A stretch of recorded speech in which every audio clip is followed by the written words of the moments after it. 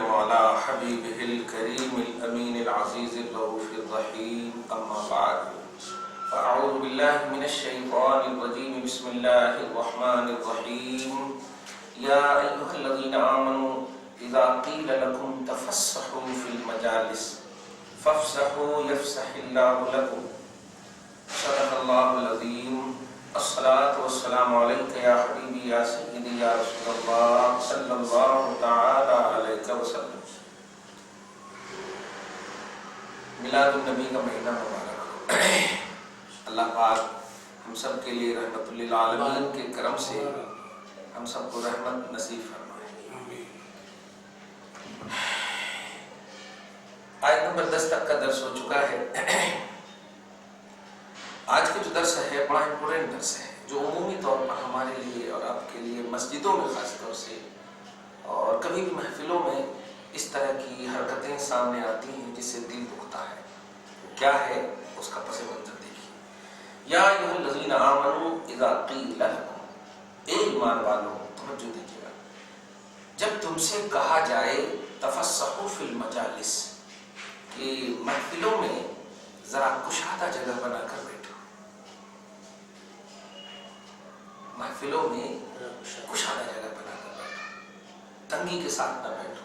دھیان دیجیے موسی پاک یہاں پر مقتضی اخلاقکم الحسنہ الموروثہ لکم عن ایمانکم و عرفانکم، کیونکہ اخلاق کا اعلیٰ معیار اور اخلاق کا ایمانی معیار اور اخلاق کا عرفانی معیار یہ ہے کہ ایمان جب اور عرفان جب پکارے تو خاموشی سے ایک دم بالکل جگہ کو.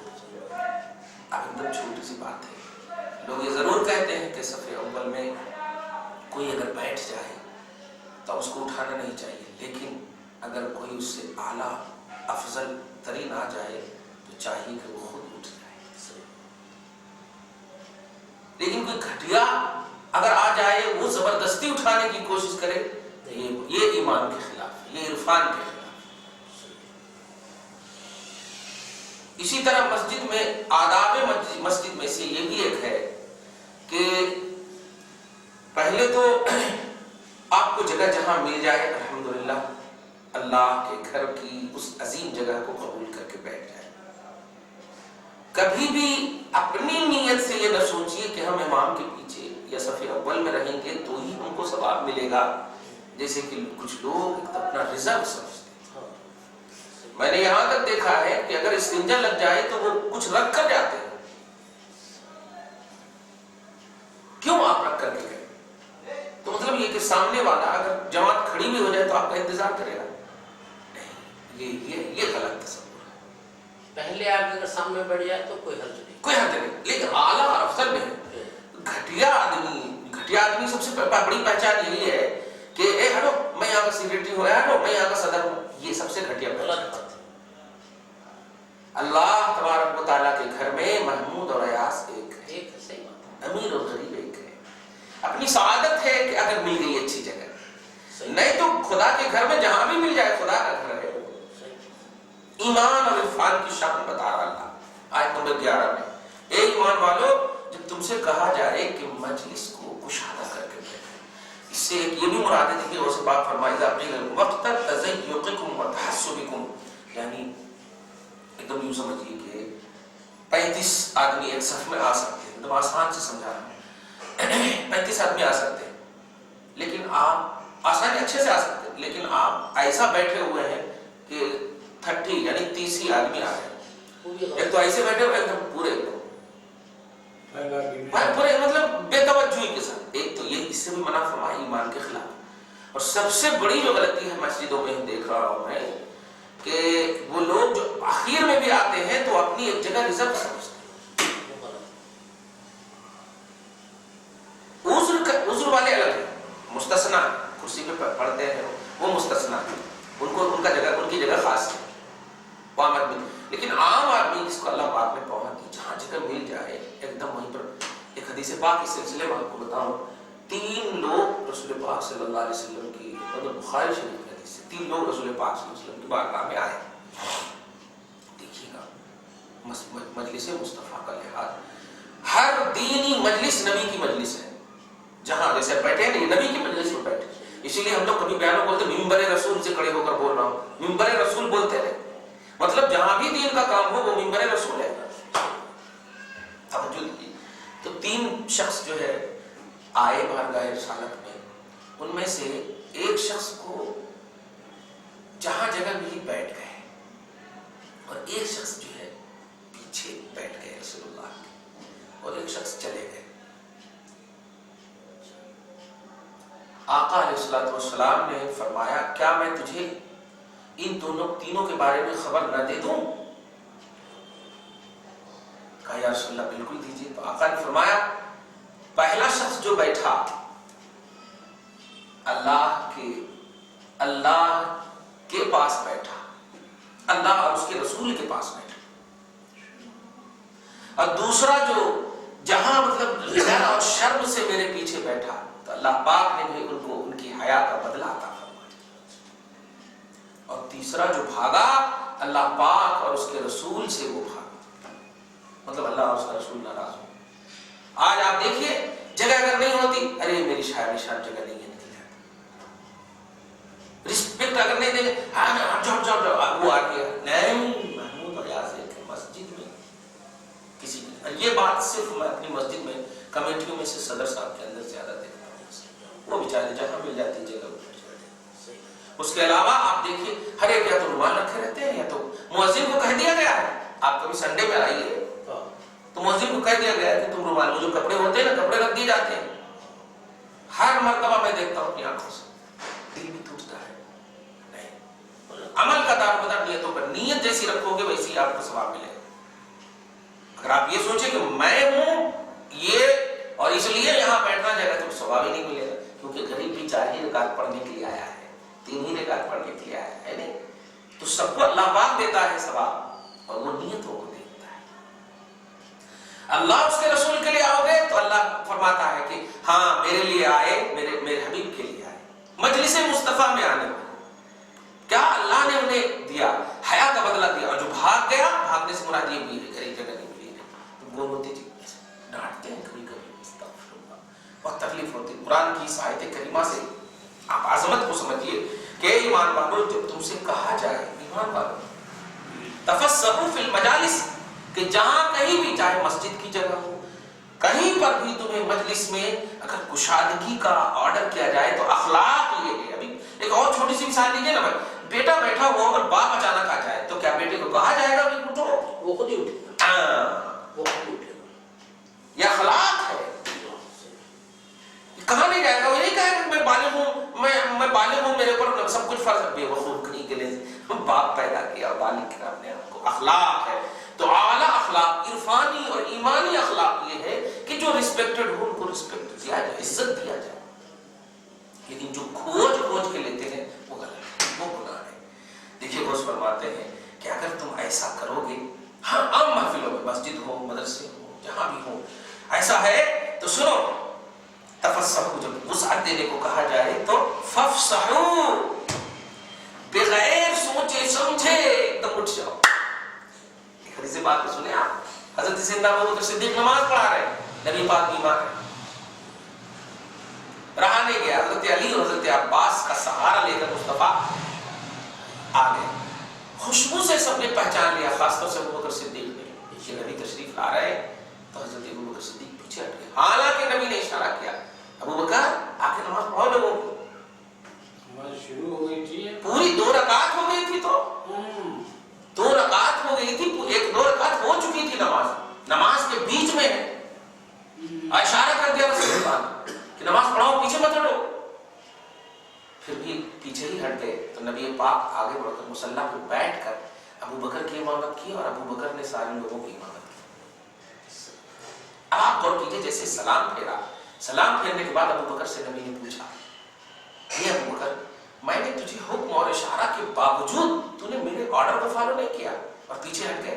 तो अबू बकर सिद्दीक ने कहा, या रसूलल्लाह, इब्ने अबू कुहाफा उनके वालिद का नाम, अबू कुहाफा, अबू बकर के वालिद, अबू कुहाफा के बेटे की ये शान कि नबी के होते हुए वो आगे खड़ा हो, कभी नहीं हो सकता, चाहे आप भी ऑर्डर क्यों न दें।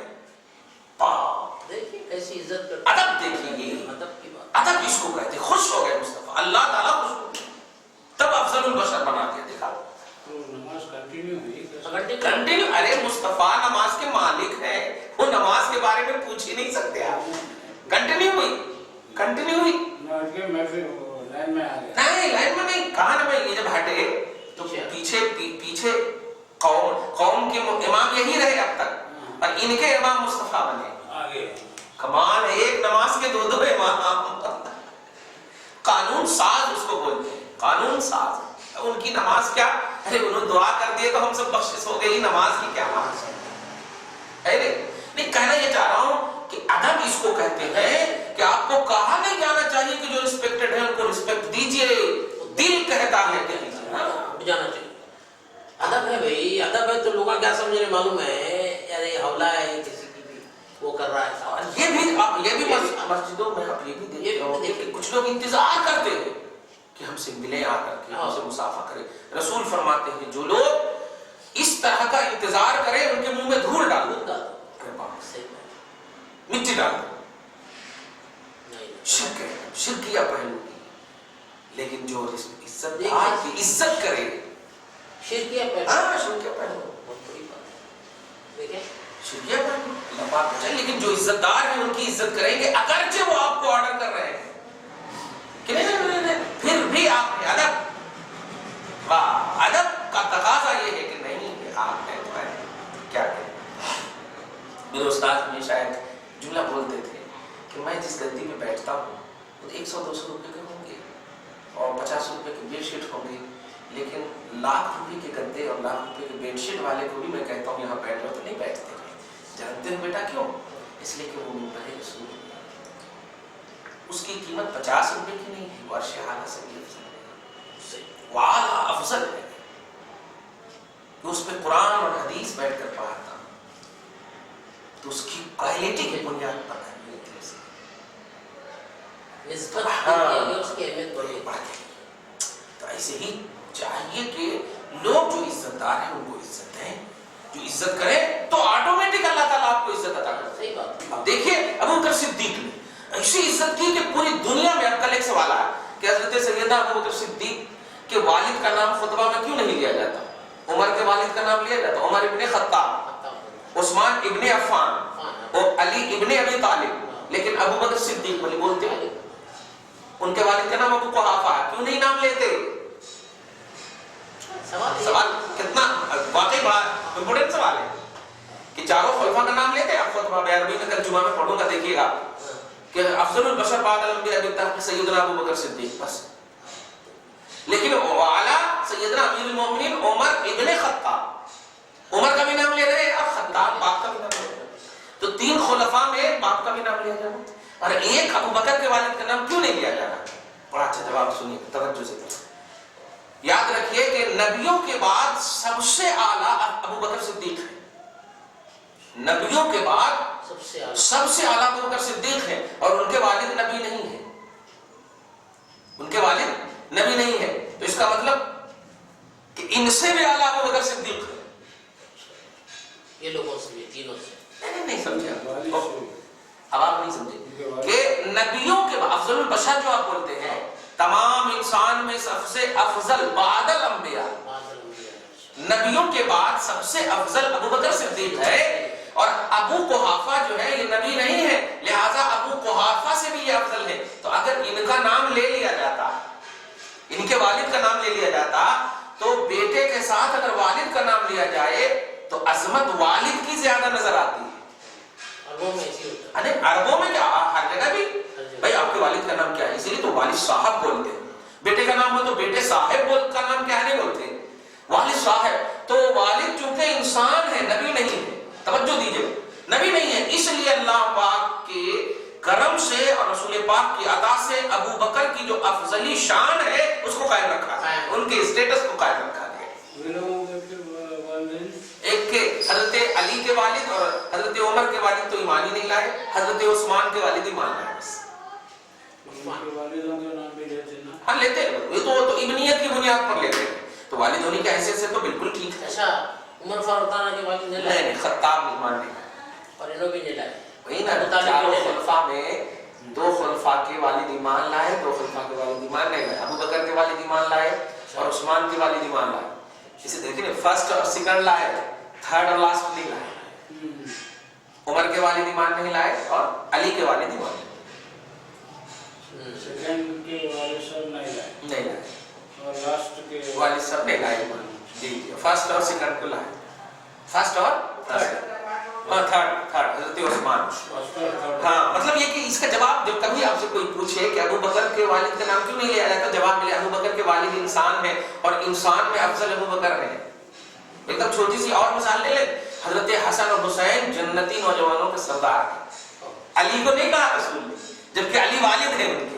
دیکھیں آپ جنتی نوجوانوں کے سردار حسن و حسین. ان کے والد ایمان بھی نہیں لائے تو کن کے والد؟ علی صاحب. ہاں علی رضی اللہ عنہ. جی تو بھی ان کے والد کا نام لے رہے ہیں، نام لے رہے ہیں، لیکن آپ دیکھتے ہوں گے خطبہ میں کہ رضی اللہ عنہما اور عنہو، یہ دونوں پڑھتا ہوں میں. عنہما کس میں پڑھا جاتا ہے؟ باپ کا بھی لحاظ ہو. اور عنہو کس میں پڑھا جاتا ہے؟ صرف بیٹے کا لحاظ ہو.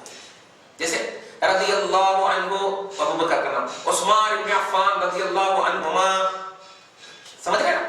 عنہما دونوں کا لحاظ کیا جاتا ہے. وہاں جو باپ کا نام لیا جا رہا ہے وہ صرف کنیت عرب میں یہ شہرت ہونے کی وجہ سے کہ ہر مطلب اپنے آپ کو ابو کے نام سے، ابن کے نام سے مشہور. عرب میں آج بھی زیادہ جائیے گا تو ابن کے نام سے زیادہ مشہور ہے، یعنی اس کو کنیت بولتے. لقب کے ساتھ نام لینا کنیت بولتے. صرف 3 ہی نسل، اس کے بعد نہیں لیتے. باپ یا پھر بیٹے کی طرف ابن، جیسے ابن آدم کا جملہ کیا نام ہے، ابن زید، ابو زید، بنت فلاں، اس طرح سے نام لیا جاتا ہے. خیر، تو ایک نئی بات یہاں پر یہ معلوم ہوئی کہ حضرت ابو بکر صدیق رضی اللہ تعالیٰ عنہ ادب و احترام کے اس اعلیٰ معیار پر فائز تھے کہ اللہ پاک نے ساری انسانیت میں ابو بکر صدیق کو افضل بنا دیا، یہاں تک کہ اپنے والد سے بھی افضل ہے. اس حیثیت سے نہیں کہ وہ بیٹا ہے، بلکہ اس حیثیت سے کہ وہ انسان ہے، انسان میں سب سے افضل اور اعلیٰ ہے. اس لیے اللہ پاک نے، جیسے حضور علیہ الصلوۃ والسلام آپ کلمہ نبی کا پڑھتے ہیں نا، ان کے والد کا کلمہ نہیں پڑھتے، عبداللہ کا کلمہ نہیں. حالانکہ باپ اور بیٹے میں مقام باپ کو زیادہ حاصل ہے، لیکن نہیں، شریعت میں عقل نہیں دوڑائی جاتی، جو حکم ہوتا ہے وہ مانا جاتا ہے. صحیح ہے. محمد صلی اللہ علیہ وسلم، باوجود ہے کہ آپ بولتے محمد ابن عبداللہ، تو عبداللہ کا کلمہ نہیں پڑھتے آپ. حالانکہ اللہ پاک حضرت عبداللہ کے صدقے میں ہم سب کے ماں باپ کی بخشش فرمائے گی، ہم ضرور بول سکتے ہیں، لیکن ایمان میں داخل نہیں ہے. ایمان ہمارا محمد صلی اللہ علیہ وسلم. تو ایسے ایمانی جملہ یہ ہو کہ سیدنا ابو بکر صدیق سارے انسان سے افضل ہیں، تو وہ اپنے والد گرامی سے بھی افضل ہے، والد گرامی سے. خیر، اے ایمان والو، جب تم سے کہا جائے تفسحوا فی المجالس، کہ مجلسوں میں کشادگی برتو، فافسحوا، تو کیا کرنا؟ کشادگی برت لینا. آرڈر ہے، یفسح اللہ لکم، تم یہاں کشادگی برتو گے، اللہ تمہارے لیے وہاں کشادگی برتے گا. واہ واہ. اچھا، ایک کشادگی کا معنی بس بات یہ بھی کر رہے ہیں کہ تم محفل میں کشادگی برتو گے، اللہ تعالیٰ تمہارے رزق میں کشادگی دے دے گا، تمہارے بدن ہاتھ میں کشادگی دے دے گا، تم کو سب کچھ میں کشادگی دے دے گا. واہ واہ سبحان اللہ. آگے دیکھیں، بل وَإِذَا قِيلَ انشُزُوا، اور جب کہا جائے کہ تنگ جگہ کی وجہ سے ہٹ جاؤ، اٹھ جاؤ. آپ کبھی کبھی بول دیتے ہیں، اب اپنے کہیں مجلس ہو تو آپ دیکھتے ہیں بہت تنگ ہے، تو اپنے جو چاہنے والے زیادہ ہوتے، بیٹے ہیں، بھتیجے ہیں، بیٹا تو اٹھ جانا، بڑے کو بیٹھنے دے، ایسا بول دیتے ہیں نا کبھی کبھی. تو ایسے ہی اللہ پاک کا سبق دے رہا، دیکھیے گا. اور جب کہا جائے کہ تنگ جگہوں کی وجہ سے مجلس سے اٹھ جاؤ، تو کیا کہہ رہا اللہ؟ فانشزوا، اٹھ جانا. واہ، کیسا ایک دم مطلب درس حیات دے رہا ہے، کیسے زندگی گزارنا چاہیے. اسی لیے بولتے ہیں کہ قرآن پاک میں دستور حیات بھی ہے، صرف دستور ایمان، دستور صلاۃ ایسا نہیں، پوری زندگی کا شیڈول موجود ہے کہ کیسے گزارنا، کیسے کرنا، کیا کرنا. واہ. آگے دیکھیں اللہ پاک فرماتے ہیں یرفع اللہ الذین آمنوا منکم، سنو، اللہ پاک تم میں سے جو ایمان والے ہیں ان کو بلند فرماتا ہے. تم میں سے جو ایمان والے ہیں، ایک خاص طور سے جملہ آپ کے لیے، ہمارے لیے، سب کے لیے ہے کہ آپ سوچتے تھے کبھی کبھی کیا کرتا ہے اللہ پاک، پتہ نہیں. لیکن اللہ فرما رہا ہے یرفع اللہ الذین آمنوا منکم، جو ایمان والے ہیں اللہ ان کو بلندی عطا فرماتا ہے، خوش ہو جاتی ہے۔ لیکن آگے فرما والذین اوتوا العلم، اچھا یہاں پر دیکھیے ایک اچھی بات بتائیے کہ جو عالم مفتی جو ہے وہ مومن ہے کہ نہیں؟ عالم مفتی کا تصور مومن کے علاوہ ایمان کے علاوہ کہیں ہے ہی نہیں۔ ان لوگوں کو اسکالر کہا جاتا ہے، ان لوگوں کو پروفیسر یہ سب کہا جا سکتا ہے، لیکن عالم اور مفتی یہ اسلام کا ہے۔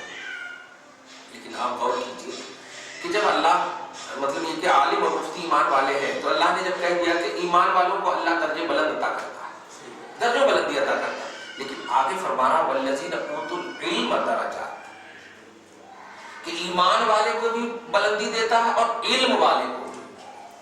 تب سوال کیجئے بھائی ایمان والے الگ ہیں، علم والے الگ ہیں، تو بھی تو ایک ہی ہے، تو پھر الگ الگ کیوں؟ اصل اس سے جو میں ذہن دینے جا رہا ہوں وہ یہ ہے کہ ایمان والے تو جاہل بھی ہیں، لیکن ایمان والوں میں جو عالم ہے ان کی شان علیحدہ الگ ہے، اس لیے اللہ نے ان کی شان کی برقراری کے لیے اللہ پاک نے علم والے کو یہ عظمت عطا کی۔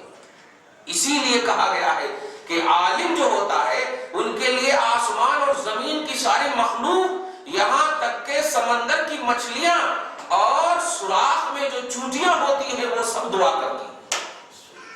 لیکن عالم سے مراد بعمل مخلص عالم، تقوی پرہیزگار ہو عالم کے، حوث اور حرص کا نام ویسے عالم کے لیے دعا، اسی عالم کی یہ تعریف فرما رہا۔ اور ایسے ہی عالم کو اللہ پاک کے رسول تاجدار انبیاء نے اپنا وارث بنایا۔ تو اس سے ایک عقیدہ یہ ملا کہ ایمان والے کو بھی اللہ بلندی عطا فرماتا اور علم والے کو بھی بلندی عطا فرماتا۔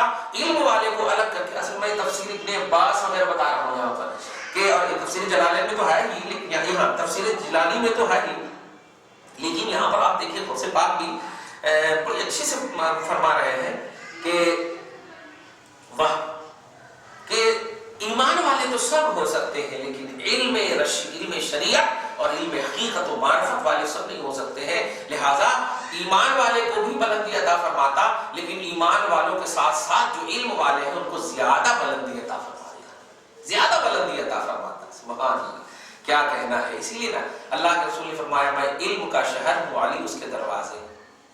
علم کا شہر کیوں؟ علم اس کا مطلب علم کا کانسیپٹ عظمت کو بتاتا ہے۔ آقا فرماتے بعثت معلما، میں معلم بنا کر بھیجا گیا، معلم کائنات جس کو یعلمکم الکتاب والحکمہ، پڑھ چکے ہیں کہ کتاب اور حکمت کی تعلیم دینے کے لیے میری پوزیشن کو برقرار رکھا اللہ پاک نے، میں معلم ہوں کتاب۔ تو علم جو ہے بڑا اہم پہلو ہے۔ افسوس ہوتا ہے کہ اس اہم پہلو کو آج امت کا پڑھا لکھا طبقہ جو صاحبان علم ہے وہ اس کو سمجھ نہیں پا رہے ہیں، اور علم کو برائے معیشت اور برائے معاش یوز کر رہے ہیں۔ نہیں، معیشت اور معاش کو برائے علم استعمال کرنا چاہیے۔ رسول اعظم صلی اللہ علیہ وسلم جہاد کے لیے جاتے تھے تو چندہ کرتے تھے، نہ یہ کہ گھر میں رہتے تھے تو چندہ کرتے۔ تو دیکھا نا، معاش اور معیشت کو دین کی بلندی کے لیے استعمال کرنا چاہیے، لیکن آج یہاں دین کی بلندی کو معاش کے لیے استعمال کیا۔ صحیح ہے؟ افسوس کے ساتھ کہنا پڑتا ہے، 3 لفظ ہے زندگی کا کہ کام، کام، نام، انعام۔ کام زمین کے اوپر ہے تو کام کیجیے آپ، زمین کے نیچے ہے تو آپ انعام پائیے یا آرام کیجیے، اور میدان محشر میں جائیں گے تو آپ کو انعام ملے گا۔ کام، نام، انعام یہ ہونا چاہیے۔ لیکن آج افسوس ہوتا ہے، آپ جائیے کبھی دعوت کے لیے تو عوام بھی پوچھتی ہے کہ کتنا نذرانہ لے گی، دھیان دیجیے کتنا نذرانہ لے گی، تو نذرانے پہلے فکس کیے جاتے ہیں، اور اگر کمی بیشی کچھ ہو گئی اس میں تو گئے۔ نذرانے لینا سنت نہیں ہے، نذرانہ دینا سنت ہے۔ صحیح بات، مانگنا سنت نہیں ہے، ورنہ وہ نذرانہ مانگ کے دینا سنت، دینا۔ اسی لیے تحفہ کو رسول اللہ نے لوٹایا نہیں، بلکہ حدیث میں فرمایا کہ تحفہ دیا کرو، محبت بڑھے گی، بڑھے گی۔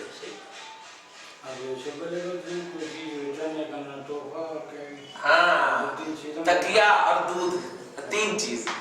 تکیہ جب کوئی دے تو اس کو بھی ریٹرن نہیں کرنا، اور دودھ بھی کوئی دے تو ریٹرن نہیں کرنا، اور کیا نام ہے، عطر، تحفے ہی تو دے گا، جو بھی دے تو ریٹرن نہیں کرنا۔ کیوں؟ یہ تینوں چیز آپ کو جنت میں ملے گی، اور دودھ، تحفہ، تکیہ، دودھ۔ میں کہنے یہ جا رہا ہوں کہ دینا سنت ہے، لینا، مانگنا یہ سنت نہیں۔